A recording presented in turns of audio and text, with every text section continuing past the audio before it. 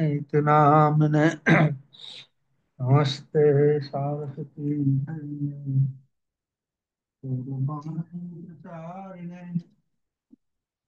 निर्विशेषा शून्यवादी पाश्चात्य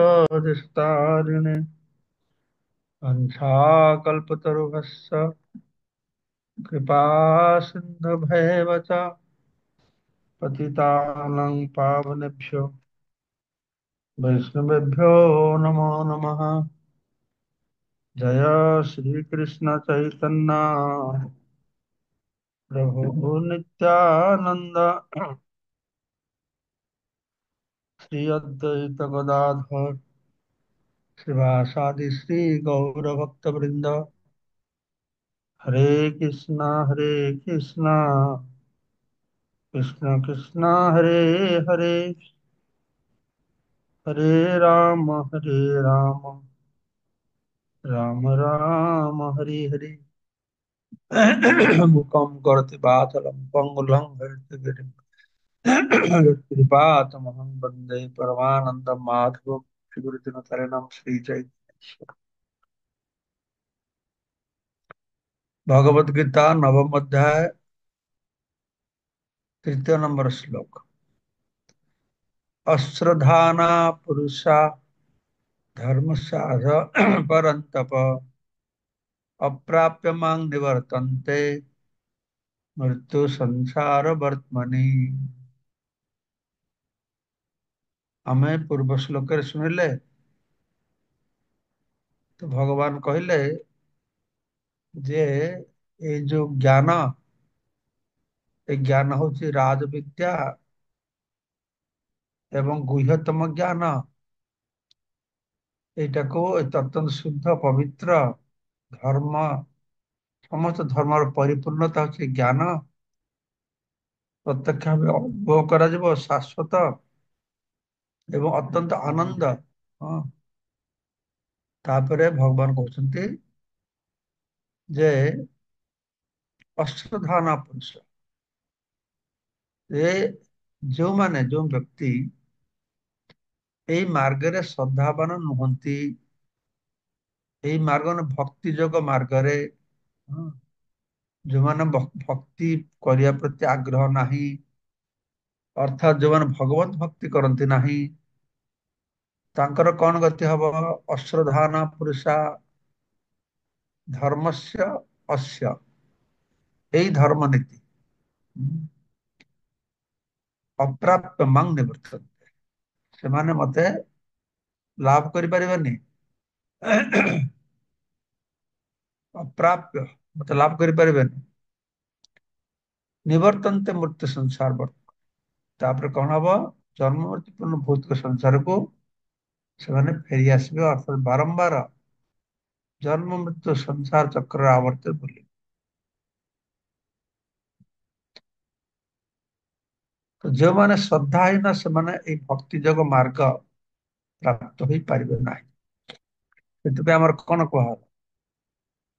ଭକ୍ତି ଯୋଉ 9ଟା ସ୍ତର ରହିଛି, ଆଦୌ ଶ୍ରଦ୍ଧା, ପ୍ରଥମେ ଶ୍ରଦ୍ଧା ଦରକାର। ଶ୍ରଦ୍ଧାଟା କଣ? ଶ୍ରଦ୍ଧା ଶବ୍ଦ ବିଶ୍ୱାସ କହେ ସୁଦୃଢ ନିଶ୍ଚୟ, କୃଷ୍ଣ ଭକ୍ତି କହିଲେ ସର୍ବକର୍ମ କୃତ। এই যে এটা হচ্ছে শ্রদ্ধা, দৃঢ় বিশ্বাস। তো শ্রদ্ধাটা দুই প্রকার, কোমল শ্রদ্ধা, দৃঢ় শ্রদ্ধা। ଶ୍ରଦ୍ଧା ଯେତେ ଦୃଢ ହବ ଭକ୍ତି ସେତେ ଉନ୍ନତି ଲାଭ କରିବ। କୋମଳ ଶ୍ରଦ୍ଧାର ବିପଦ ରହିଛି, ଏପଟକୁ ଯାଇପାରେ। ତ କହିଲା ଆଦୌ ଶ୍ରଦ୍ଧା, ଶ୍ରଦ୍ଧା ମାନେ ବିଶ୍ୱାସ। କାହାର ପ୍ରତି ଶ୍ରଦ୍ଧା, କାହାର ପ୍ରତି ବିଶ୍ୱାସ? ନା ଶାସ୍ତ୍ର ପ୍ରତି, ଶାସ୍ତ୍ରୀୟ ଶ୍ରଦ୍ଧା, ଶାସ୍ତ୍ର ବାକ୍ୟ ପ୍ରତି ପୂର୍ଣ୍ଣ ବିଶ୍ୱାସ।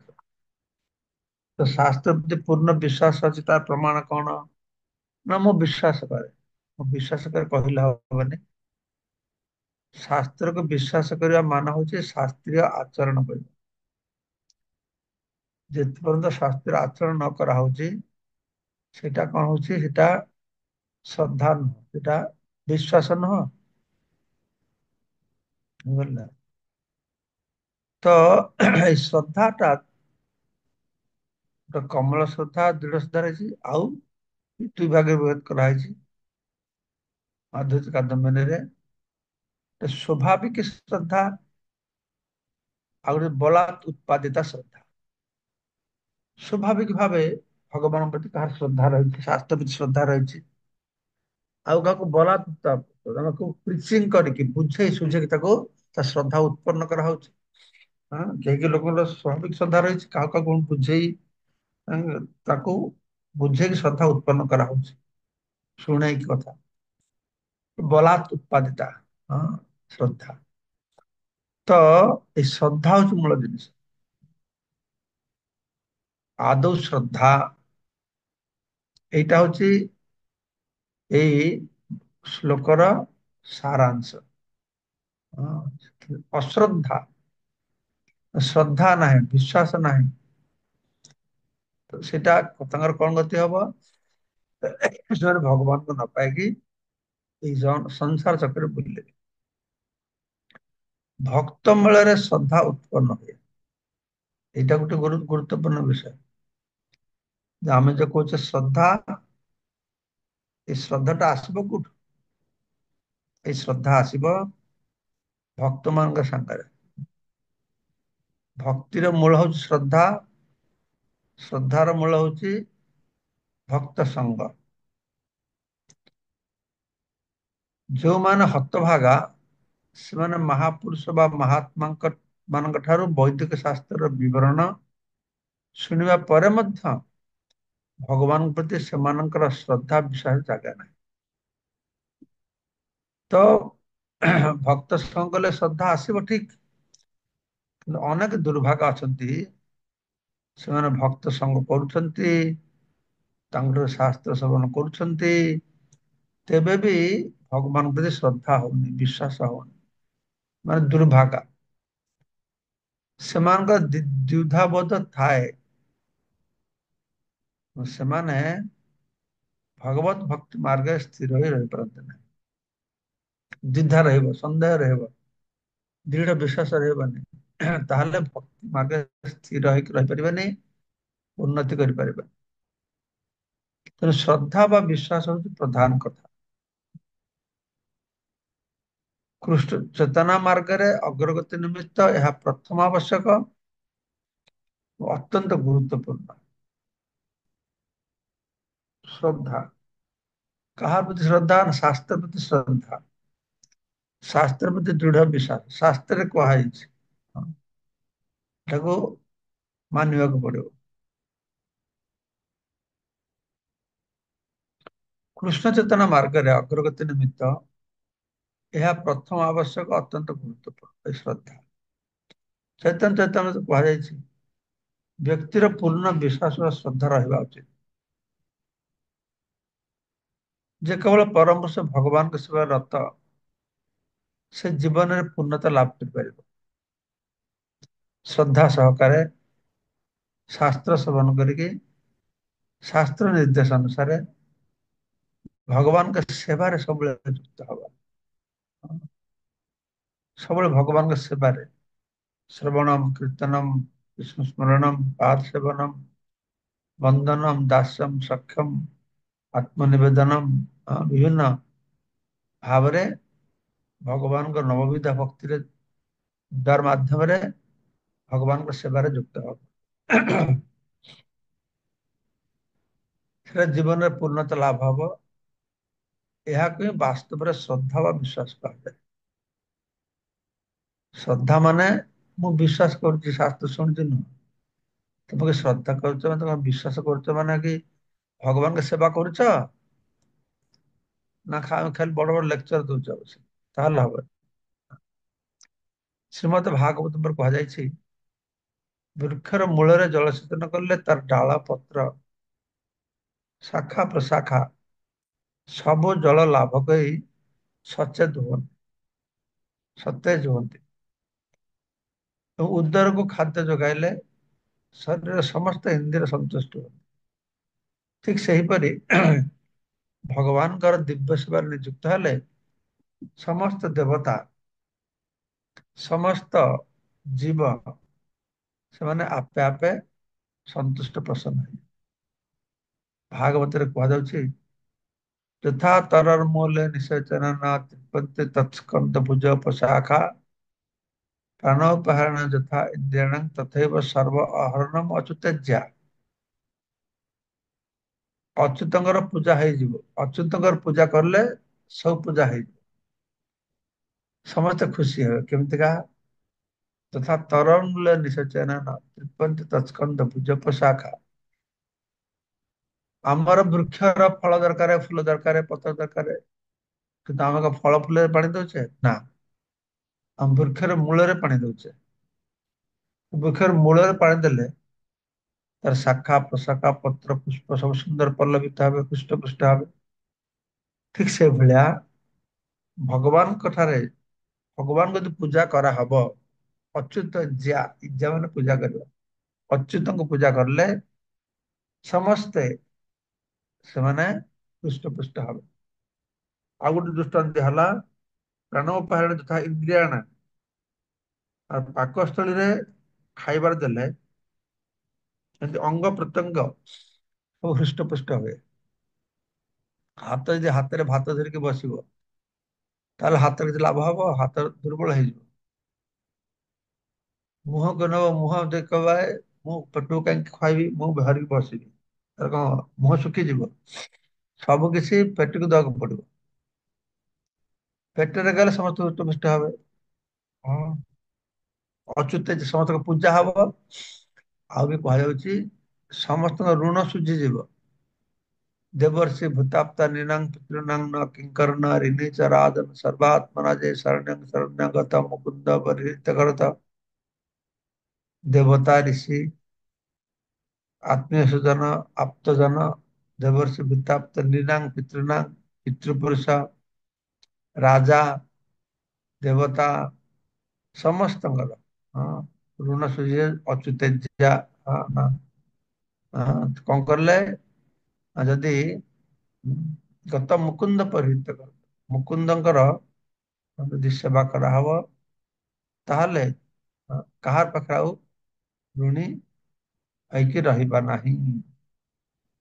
ତ ସେଇ କଥା କୁହା ହେଲା ଭାଗବତର ଚତୁର୍ଥ ସ୍କନ୍ଦ 31 ଅଧ୍ୟାୟ 54 ଶ୍ଲୋକରେ କୁହାଗଲା ଯେ ଭଗବାନଙ୍କର ଅଚ୍ୟୁତଙ୍କର ପୂଜା କଲେ ସମସ୍ତଙ୍କର ପୂଜା ହେଇଯିବ।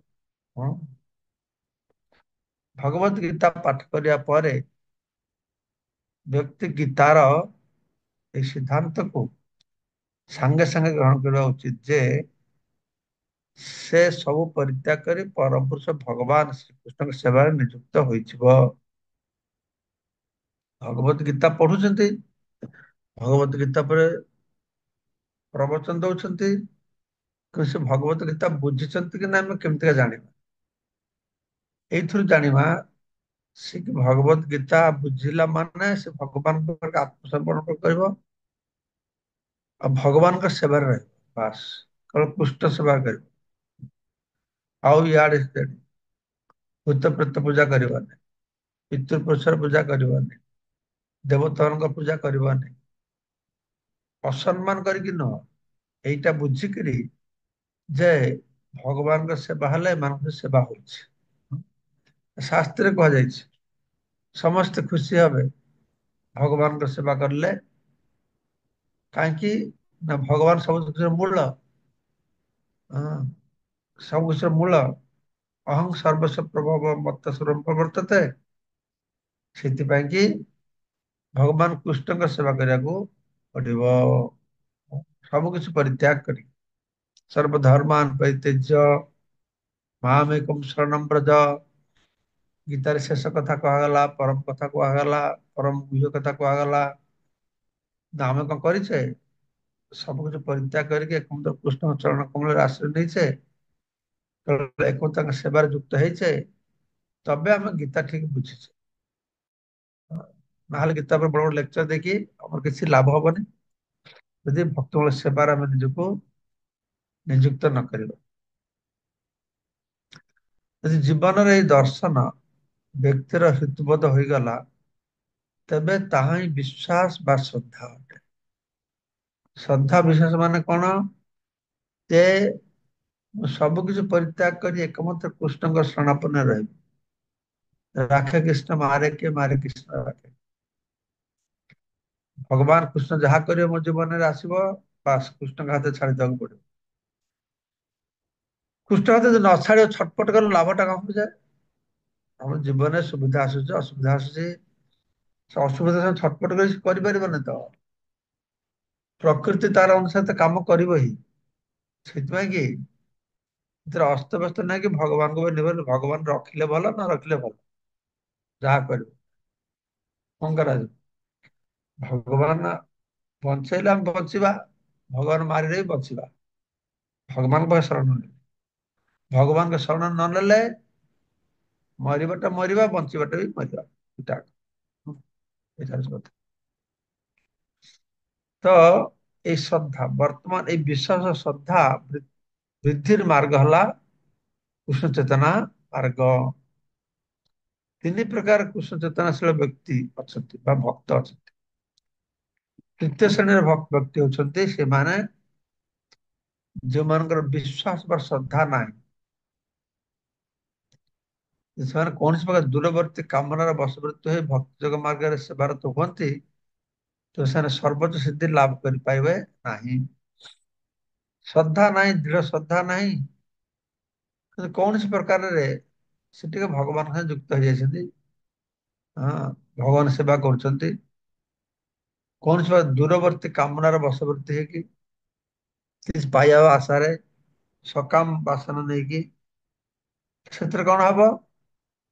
ସେଥିରେ ସେମାନେ ଭୌତିକ ଦିଗରେ ଲାଭବାନ ହେବେ, କିନ୍ତୁ ସବୁଠୁ ଯେ ଶ୍ରେଷ୍ଠ ସିଦ୍ଧି ସେଟା ସେ ପାଇବେନି। କିଛି ସମୟ ପାଇଁ ସେମାନେ ପଥଚ୍ୟୁତ ହେବେ।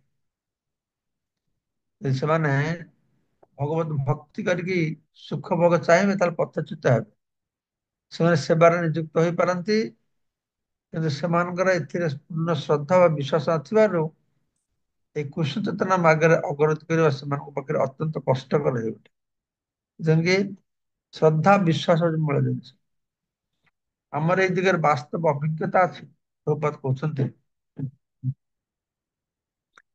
ଆମେ ଯେତେବେଳେ କୃଷ୍ଣ ଚେତନା ସଂଘରେ କାମ କରୁଛେ, ସେତେବେଳେ ଆମେ ଦେଖୁଛେ କେତେକ ବ୍ୟକ୍ତି କୌଣସି ଗୁପ୍ତ କାମନାର ବଶବର୍ତ୍ତୀ ହୋଇ ସଂଘରେ ଆସି ଯୋଗ ଦଉଛନ୍ତି, ସେବାରେ ନିଯୁକ୍ତ ହଉଛନ୍ତି।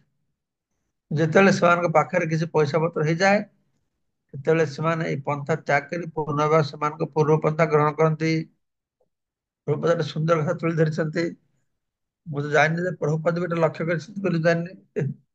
ମୁଁ ଭାବୁଛି ଆମର ବର୍ତ୍ତମାନ ହଉଛି କିଛି ଭକ୍ତମାନେ ଆସୁଛନ୍ତି ବିଦେଶ ଯିବାର ଆଗରୁ ପଳାୟନ କରିକି, କିଛି କିଛି ଭକ୍ତମାନେ ମତେ କହିଛନ୍ତି ବି, ମହାରାଜ ମୁଁ ଇସ୍କନକୁ ଆସିଥିଲି ବିଦେଶ ଯିବା ପାଇଁ। ଅବଶ୍ୟ ବିଦେଶ ଯିବା ଉଦ୍ଦେଶ୍ୟରେ ଆସିଛନ୍ତି, ପରେ ପୁଣି ଭଲ ଭକ୍ତ ହେଇଗଲେ। ବୁଝିପାରିଲେ କି? ଏଇଥିପାଇଁ କି ବହୁତ ବିଭିନ୍ନ କାରଣରୁ ଲୋକମାନେ ବିଦେଶକୁ ଆସୁ ମାନେ ଭକ୍ତ ଇସ୍କନ ଜଏନ କରୁଛନ୍ତି। ପ୍ରଭୁପାଦ କହୁଛନ୍ତି ଅନେକ ବି ଅଛନ୍ତି ଟଙ୍କା ପଇସା ପାଇଲେ ବାସ୍ ମୋ କାମ ହେଇଗଲା, ଭଗବାନ ଧନ୍ୟବାଦ, ମୁଁ ଯୋଉଥିପାଇଁ ଆସିଥିଲି ଟଙ୍କା ପଇସା ଘର ବାଡି ହେଇଗଲା, ହଁ, ଧନ୍ୟବାଦ ଯାଉଛି ମୁଁ। ତ ଏଇ ହଉଛି କଥା। ସେମାନେ ପୁଣ୍ୟଶ୍ଚ, କିଏ ତାର ଏତେ ମୁଁ ଦେଖୁଛି 47 48 ବର୍ଷ ହେଲା ଇସ୍କନରେ କେତେ ଲୋକ ଆସିଲେ, ହଜାର ହଜାର ଲୋକ ଆସୁଛନ୍ତି।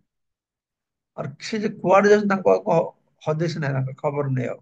ହଁ, ଆଉ ଦେଖାଯାଉନି ଜୀବନରେ। କାହିଁକି ନା ତାଙ୍କର କିଛି ଭୌତିକ ବାସନା ଥିଲା, ସେଟା ପୂର୍ଣ୍ଣ ହେଲେ ସେମାନେ ପଳେଇ ଯାଉଛନ୍ତି। କେହି ଭୌତିକ ବାସନା ପୂର୍ଣ୍ଣ କରିକି ପୁଣି ଭକ୍ତି ଲାଭ ରହିଯାଉଛନ୍ତି। ତ କେବଳ ପୂର୍ଣ୍ଣ ଶ୍ରଦ୍ଧା ବା ବିଶ୍ୱାସ ବଳରେ ହିଁ ବ୍ୟକ୍ତି କୃଷ୍ଣ ଚେତନା ମାର୍ଗରେ ଉନ୍ନତି କରିପାରିବ। ଏ ଶ୍ରଦ୍ଧାଟା ବଳବତ୍ତର ରଖିବାକୁ ପଡିବ ସବୁବେଳେ, ବୁଝିଲ? ଏଇ ଶ୍ରଦ୍ଧାଟା ଆମର ଗଣ୍ଡଗୋଳ ହଉଛି। ଆମର ଶ୍ରଦ୍ଧାଟା ଦୃଢ ଶ୍ରଦ୍ଧା ନାହିଁ, ଆମର କୋମଳ ଶ୍ରଦ୍ଧା। ଆଉ ବିଶେଷ କରିକି ବର୍ତ୍ତମାନ କଳିଯୁଗରେ ଏକବିଂଶ ଶତାବ୍ଦୀରେ ଆମର ସୋସିଆଲ ମିଡିଆ ମାଧ୍ୟମରେ ବିଭିନ୍ନ ପ୍ରକାରର ଧର୍ମ ବିରୋଧ କଥା ଶ୍ରବଣ କରି କରିକି ଆସ୍ତେ ଆସ୍ତେ ଧର୍ମ ପ୍ରତି ଆମର ଶ୍ରଦ୍ଧା କମି ଯାଉଛି, ଭଗବାନ ପ୍ରତି ଶ୍ରଦ୍ଧା କମି ଯାଉଛି। ବୁଝିପାରିଲେ କି? ତ କିନ୍ତୁ କୃଷ୍ଣ ଚେତନ ମାର୍ଗ ଉନ୍ନତି କରିବାକୁ ହେଲେ ପୂର୍ଣ୍ଣ ଶ୍ରଦ୍ଧା ଆଉ ବିଶ୍ୱାସ ଦରକାର। ଶ୍ରଦ୍ଧା ବା ବିଶ୍ୱାସ ବୃଦ୍ଧି ସମ୍ବନ୍ଧରେ କଥା କୁହାଯାଇପାରେ ଯେ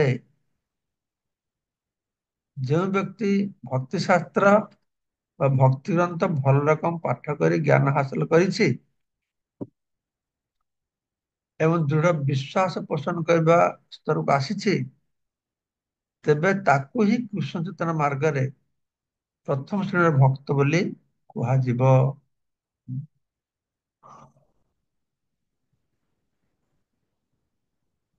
ଶାସ୍ତ୍ରୀୟ ଶ୍ରଦ୍ଧା, ତିନି ପ୍ରକାର ଭକ୍ତ କଥା ପ୍ରଭୁପାଦ କହିଥିଲେ, ଦେଖିଛନ୍ତି।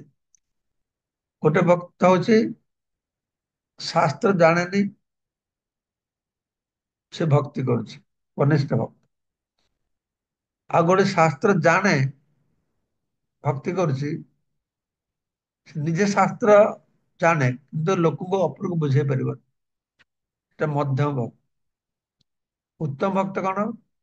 ସେ ଶାସ୍ତ୍ର ଜାଣେ ଆଉ ଅପରକୁ ଶାସ୍ତ୍ର ଦେଇକି ତାକୁ ବୁଝେଇ ପାରିବ, କନଭିନ୍ସ କରିପାରିବ।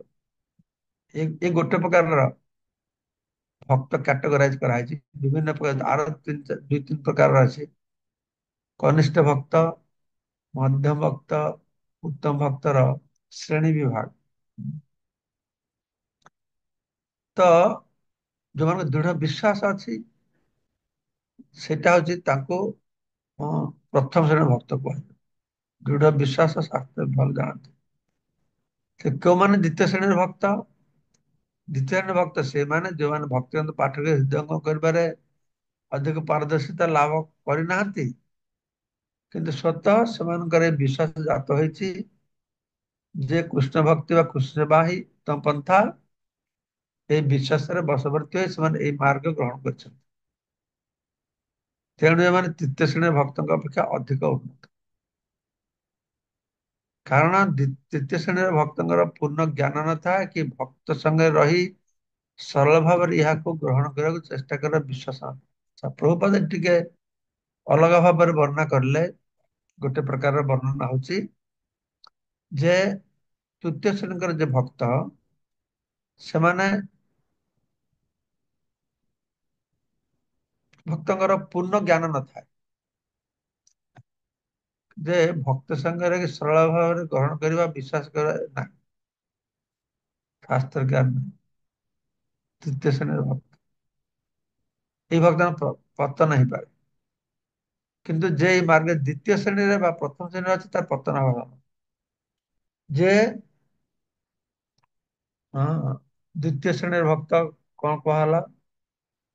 ଭକ୍ତିଗତ ପାଠକରେ ହୃଦୟଙ୍ଗମ କରିବାର ଅଧିକ ପାରଦର୍ଶିତା, ବୁଝିପାରିଛି। କିନ୍ତୁ ସ୍ୱତଃ ସେମାନଙ୍କର ବିଶ୍ୱାସ ଜାତ ହେଇଛି ଯେ କୃଷ୍ଣ ଭକ୍ତି ସରି ଭକ୍ତିଗ୍ରନ୍ଥ ହୃଦୟ ପାଠ କରିନାହାନ୍ତି, କିନ୍ତୁ କୃଷ୍ଣ ପ୍ରତି ବିଶ୍ୱାସ ରହିଛି। ଶାସ୍ତ୍ର ଜାଣିନାହାନ୍ତି। ଆଉ ପ୍ରଥମ ମାର୍ଗ ହଉଛି ସେ ଭଲ ରକମ ଶାସ୍ତ୍ର ଜାଣେ, ଏଇଭଳିଆ କିଛି ଗୋଟେ। ବେଳେ ବେଳେ କୃଷ୍ଣ ଭାବନାଶୀଳ ତୃତୀୟ ଶ୍ରେଣୀ ଭକ୍ତଙ୍କର କର୍ମଯୋଗ ଜ୍ଞାନ ଯୋଗ ପ୍ରବର୍ତ୍ତି ଥାଏ। ତୃତୀୟ ଭକ୍ତ ବା କନିଷ୍ଠ ଭକ୍ତ ସେ ସାଧୁ ସାଙ୍ଗରେ ମିଶୁଛି, ପୂର୍ଣ୍ଣ ସୁଯୋଗ ନେଇ ଶାସ୍ତ୍ର ପଢୁନି, ସେଠି କର୍ମଯୋଗ ଜ୍ଞାନ ଯୋଗ ପ୍ରତି ତାଙ୍କର ଟିକେ ଆକର୍ଷଣ ଥାଏ। ବେଳେ ବେଳେ ସେମାନେ ମଧ୍ୟ ବିଚଳିତ ହୋଇ ପଡନ୍ତି, କିନ୍ତୁ ଯେତେବେଳେ ସେମାନଙ୍କର କର୍ମଯୋଗ ଜ୍ଞାନ ଯୋଗ ରୂପକ ଡିଆଁ ରୋଗ ଲୋପ ପାଇଯାଏ, ସେତେବେଳେ ସେମାନେ ଦ୍ୱିତୀୟ ଶ୍ରେଣୀ ବା ପ୍ରଥମ ଭକ୍ତ ଠାରେ ଥିବା କୃଷ୍ଣଙ୍କ ଠାରେ ଥିବା ଶ୍ରଦ୍ଧା ବିଶ୍ୱାସ ତ କହୁଛି ଯେ ଯେତେବେଳେ ସେମାନଙ୍କର ଏ କର୍ମଯୋଗ ବା ଜ୍ଞାନ ଯୋଗ ରୂପକ ପ୍ରବୃତ୍ତି ଲୋପ ପାଇଯାଏ, ସେତେବେଳେ ସେମାନେ ଦ୍ୱିତୀୟ ଶ୍ରେଣୀ ପ୍ରଥମ ଶ୍ରେଣୀ ଭକ୍ତ ହେଇଯାନ୍ତି। ଶ୍ରୀମଦ ଭାଗବତରେ ବର୍ଣ୍ଣିତ ହୋଇଅଛି ଯେ ଶ୍ରୀକୃଷ୍ଣଙ୍କ ଠାରେ ଥିବା ଶ୍ରଦ୍ଧା ବା ବିଶ୍ୱାସ ତିନି ଶ୍ରେଣୀରେ ବିଭକ୍ତ। ଶ୍ରୀମଦ ଭାଗବତ ଏକାଦଶ ସ୍କନ୍ଧରେ ପ୍ରଥମ ଶ୍ରେଣୀର ଶ୍ରଦ୍ଧା, ଦ୍ୱିତୀୟ ଶ୍ରେଣୀ ଶ୍ରଦ୍ଧା, ତୃତୀୟ ଶ୍ରେଣୀ ଶ୍ରଦ୍ଧା ସମ୍ବନ୍ଧ ବର୍ଣ୍ଣନା କରାଯାଇଛି। କୃଷ୍ଣଙ୍କ ସମ୍ବନ୍ଧରେ କୃଷ୍ଣ ସେବାର ମାହାତ୍ମ୍ୟ ସମ୍ବନ୍ଧରେ ଶୁଣିବା ପରେ ମଧ୍ୟ ଯୋଉମାନଙ୍କ ଶ୍ରଦ୍ଧା ଉତ୍ପନ୍ନ ନ ହୁଏ, ଯୋଉମାନେ ଭାବନ୍ତି ଯେ ଏହା କେବଳ ସ୍ତୁତି ଗାନ ପ୍ରଶଂସା ଗାନ ଅଟେ। ସେମାନେ ଭକ୍ତି ଯୋଗ ମାର୍ଗରେ କୃଷ୍ଣ ସେବାରେ ନିଯୁକ୍ତ ହେଲେ ସୁଦ୍ଧା ଏଇ ମାର୍ଗ ସେମାନଙ୍କୁ ଅତି କଠିନ ମାନର। ଏଇ ଲୋକମାନଙ୍କର ଲାଭ ଖୁବ କମ ଆଶା ଥାଏ। ଏଣୁ ଭକ୍ତି ଯୋଗ ଗୁରୁତ୍ୱପୂର୍ଣ୍ଣ। ତ ଏଇଠି ମାନେ ଶ୍ଲୋକ 3 ନମ୍ବର ହେଇଗଲା। ଭକ୍ତମୁତ୍ତାନି ସର୍ବଭୂତାନି ନ ଚାହଂ ତେଷୁ ଅବସ୍ଥିତଃ। ଠିକ ଅଛି। जय श्री प्रभुपाद की जय। भगवत गीता की जय। गौर प्रेमानंदे।